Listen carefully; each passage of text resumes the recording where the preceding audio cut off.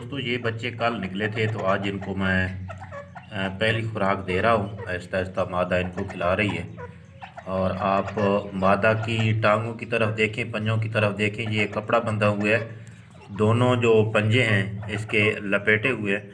बाकी ये देख सकते हैं आप, अभी इनको ना ये पहली खुराक ये खा रहे हैं, तो अभी पूरी तरह नहीं लगे खुराक पे, पर थोड़ा थोड़ा ये खाएं। पहले इस तरह ही होता है, ये घूमे फिरेंगे, इनकी चलने की वर्जिश होगी, फिर थोड़ा थोड़ा खुराक खाएंगे। तो पहली खुराक तो वैसे ही पहली खुराक में तो बहुत एहतियात करनी चाहिए। और ये इनको मादा जो है वो खिला रही है।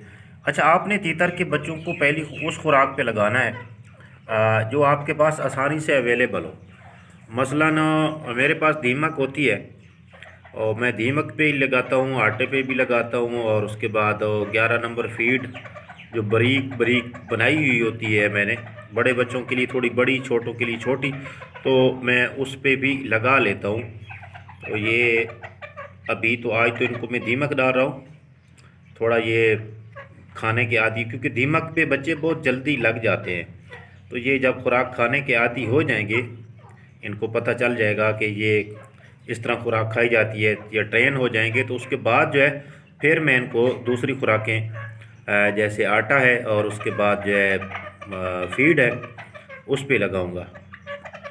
तो अब इनको मैंने खुराक खिला दी है और बच्चे जो है वो सारे के सारे जो है वो मादा के परों के नीचे अब छुपे हुए हैं। ये दो चार बच्चे वैसे देसी के भी हैं साथ।